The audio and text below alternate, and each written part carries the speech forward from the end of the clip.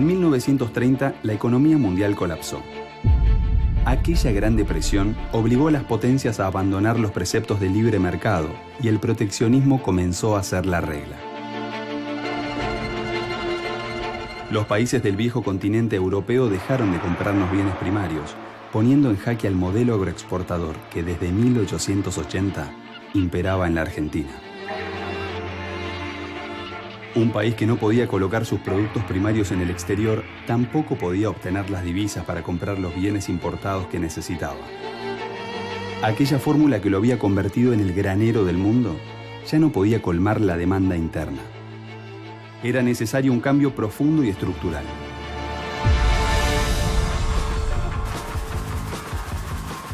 Un cambio que abasteciera tanto la demanda de bienes de consumo como de trabajo. Por primera vez en nuestra historia, se alzaría con fuerza y más que nunca nuestra industria nacional.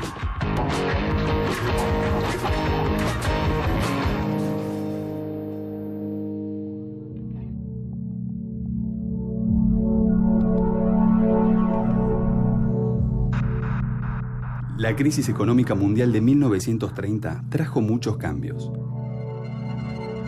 tanto a nivel internacional como en nuestro país. La idea del libre mercado había sufrido un golpe, que también iba a impactar en la industria nacional.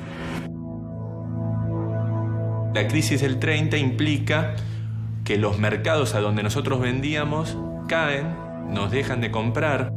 Esto genera una crisis de ventas, caen los precios de los productos primarios, digamos, los alimentos, los granos, las carnes. La propia ruptura de la capacidad argentina de vender afuera y con esos dólares traer cosas importadas hace que, la crisis misma genere una protección para producciones locales.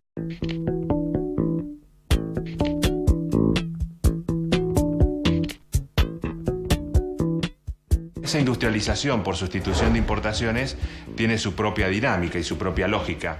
No es posible comenzar por producir todo, sino que se comienza a producir los bienes más sencillos que antes se importaban. Alimentos, textiles, industrias básicas, digamos, que se suele llamar de fácil sustitución. Por ejemplo, la producción de petróleo, la refinación de petróleo, la de productos metalmecánicos, de bienes de tecnología relativamente sencilla. No estamos hablando nunca de productos muy sofisticados, ¿no? Lo que se denominan productos de consumo final no durables.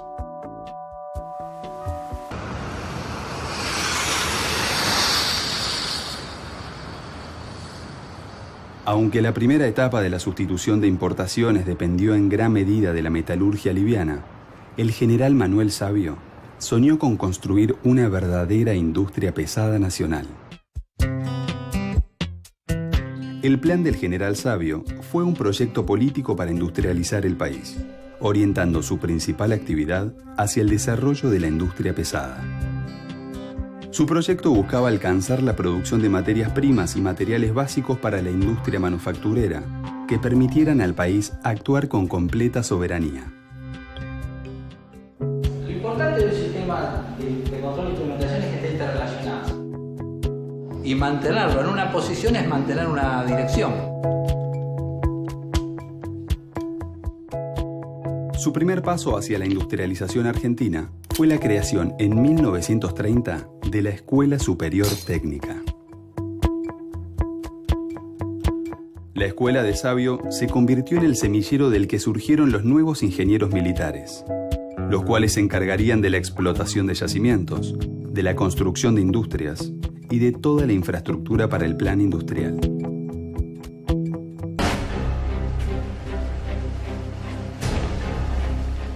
Hacia el año 1939, la Segunda Guerra Mundial otorgaría un nuevo impulso a nuestra economía, consolidando a la industria argentina como uno de los sectores más importantes del entramado productivo local.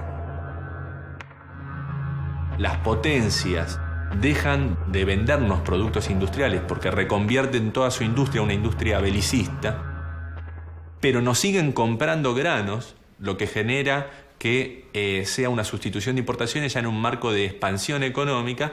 La guerra va a consolidar ese desarrollo industrial que se venía dando los ponchazos en la década del 30.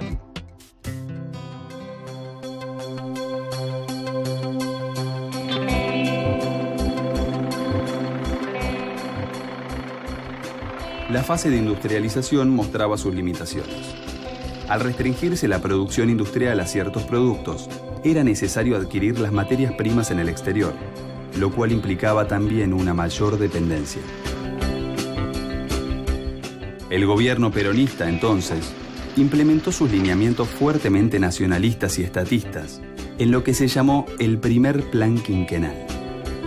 Se planifica, entre otros, la construcción de diques, permitiendo la realización de obras de riego, también de la instalación de usinas hidroeléctricas. Entre 1951 y 1952, para promover la fabricación de aeronaves y automóviles, se creó en Córdoba la llamada Industrias Aeronáuticas y Mecánicas del Estado, IAME. En la época de mayor apogeo, que se extendió hasta 1955, el IAME fabricó aviones, automóviles, tractores, motocicletas, lanchas y armamento.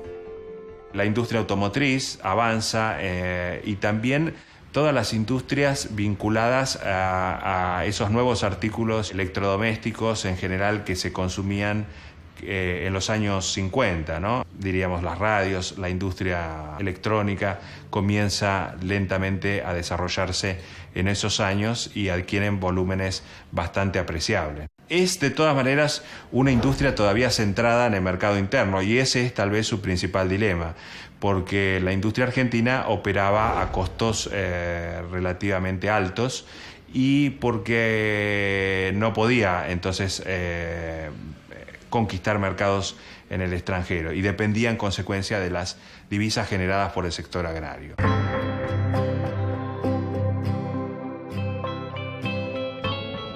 Como parte de la política de sustitución de importaciones, en 1947 se aprobó por ley nacional el Plan Siderúrgico Argentino que había elaborado el general Savio, más conocido como Plan Savio. Se crea Somisa. Ya se había creado antes Altos Hornos Zapla, ¿sí? Yendo desde el arrabio, yendo desde el mineral hasta el laminado del acero, en lo que es aceros especiales, y después se crea Somisa, ¿sí? Que también pasa a ser la principal empresa de acero de Argentina.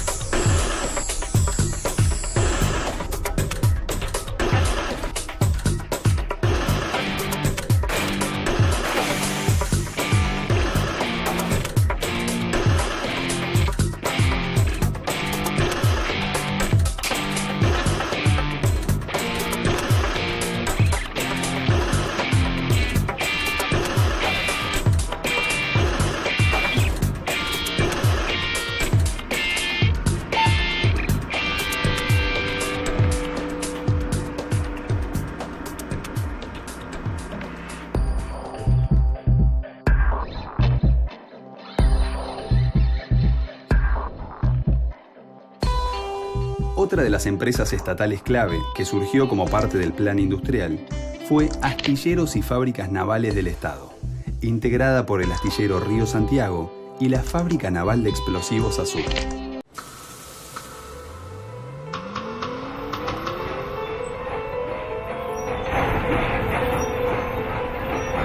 A partir de la década del 50, la industria nacional entró en una época de madurez. Con la llegada al gobierno de Arturo Frondizi y su proyecto desarrollista, se dio inicio a la segunda etapa de industrialización por sustitución de importaciones. Las siderúrgicas, las químicas, las petroquímicas y sobre todo las automotrices adquirieron mayor protagonismo. El impulso a las ramas pesadas marcó el ingreso a una nueva época.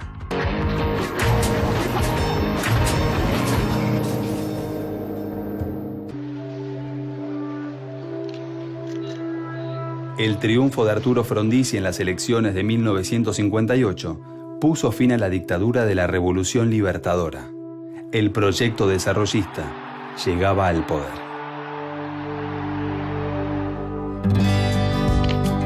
Era el comienzo de una nueva etapa, la segunda industrialización por sustitución de importaciones.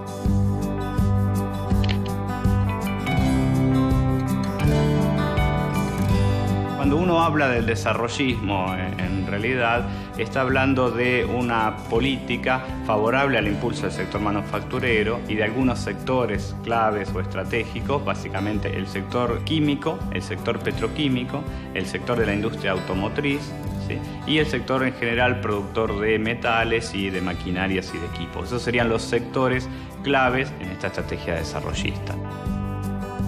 Y como ellos tenían la idea de que el ahorro argentino era insuficiente, necesitaban que entren capitales extranjeros que podían traer las divisas, pero también el conocimiento técnico y tecnológico para desarrollar y comercializar esas industrias, que algunas eran nuevas incluso en el país.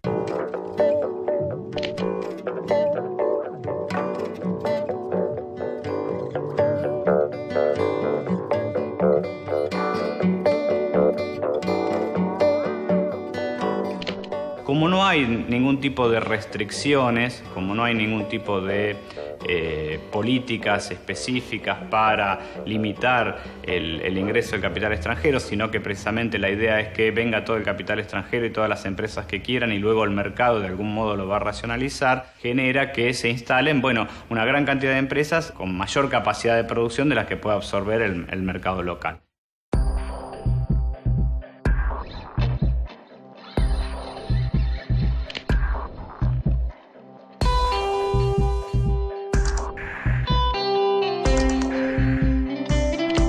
El proyecto del polo petroquímico elige Bahía Blanca como un punto estratégico, principalmente porque es un nodo gasífero importante. En Bahía Blanca convergen dos de los gasoductos principales de la República. El otro aspecto también es la disponibilidad de energía. Y un tercer elemento no despreciable es la disponibilidad de un puerto importante que nos permite realizar las exportaciones con total comodidad.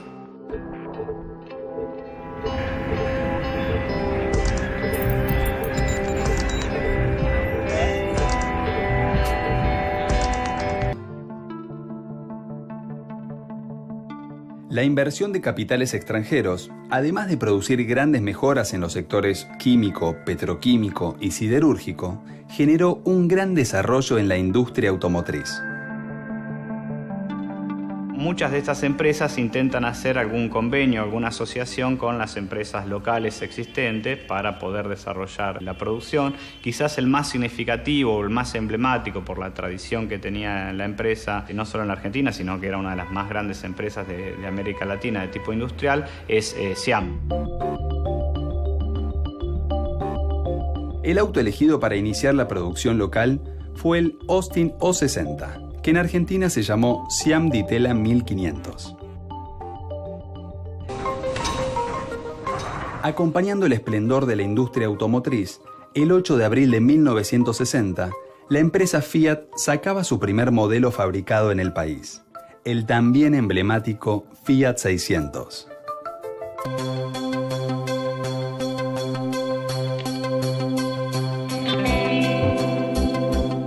Fiat se convierte en poco tiempo en uno de los grupos industriales más importantes, era el grupo industrial privado más importante del país. Producía autos, producía camiones, producía material ferroviario, grandes motores diésel, tractores, cosechadoras, en plantas dispersas entre la provincia de Córdoba principalmente, Santa Fe y la provincia de Buenos Aires.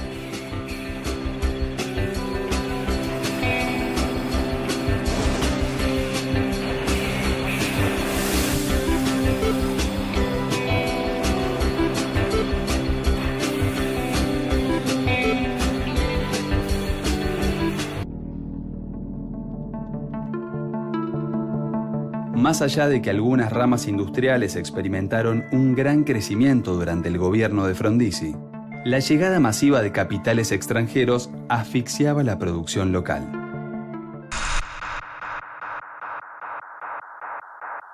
Hubo una corriente de liberalización y ya no pudo competir. O sea, las empresas que habían crecido como Siam al amparo del proteccionismo, primero de la Segunda Guerra Mundial y después del peronismo, cuando, esta es una imagen de mi viejo, cuando les sacaron la carpa del circo en la cual vivían, eran como los animales del circo que de pronto se encuentran con que tienen que pelear con los animales de la selva y ahí no tuvieron chance.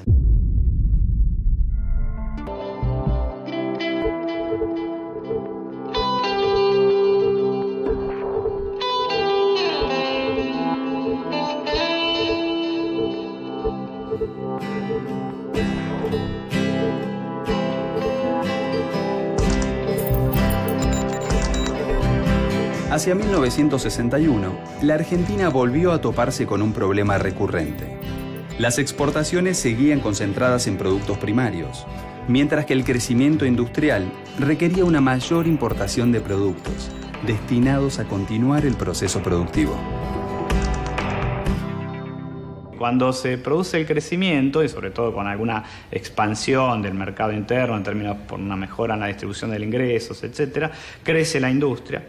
Y la industria requiere insumos y maquinarias que no se producen localmente. Entonces, las importaciones son mayores que las exportaciones. ¿Cuál es la respuesta de la política económica? Que la hace el peronismo y la hacen todos los gobiernos en adelante. Básicamente, apostar a la devaluación.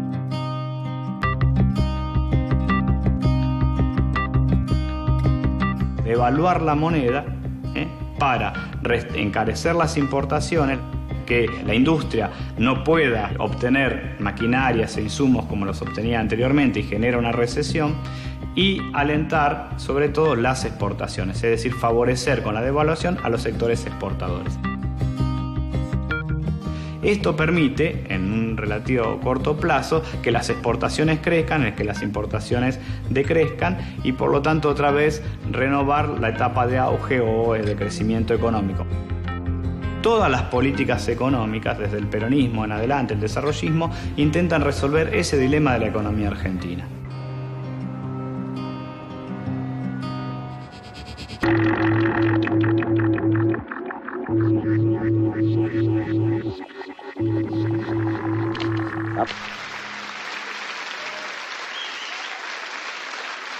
El plan de Krieger-Bacena es un plan que también tiene un costado relativamente ortodoxo de ajuste, obviamente es una dictadura.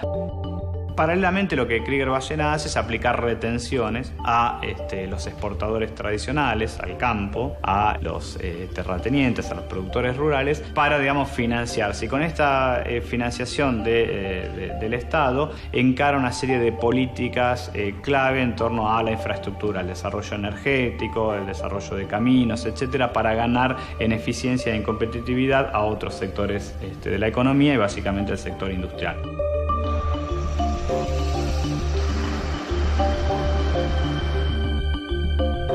Paralelamente a esta política de búsqueda de eficiencia en el sector industrial, el gobierno de Onganía se enfrenta a varios problemas.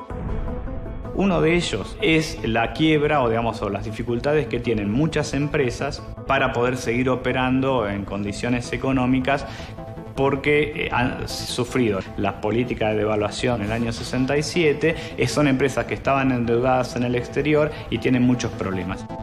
El caso emblemático otra vez es el caso de Siam. Básicamente no podían competir con las grandes empresas que tenían internacionales, que tenían filiales en Argentina. No podían competir, porque una empresa de esas podía financiar durante 5 años tranquilamente un proyecto así. Así como murió en esa lucha Siam, creo que hubo muchas otras empresas que también murieron. Y de alguna manera yo creo que con esas empresas como Siam murió también un poco el sueño de Argentina, país industrial.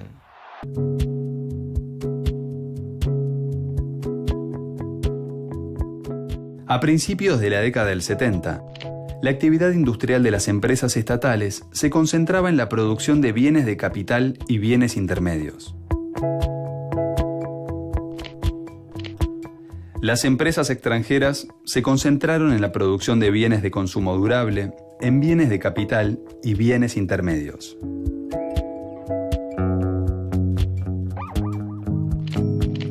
Y la burguesía local se concentró en la producción de bienes de consumo no durables y, en menor medida, bienes intermedios.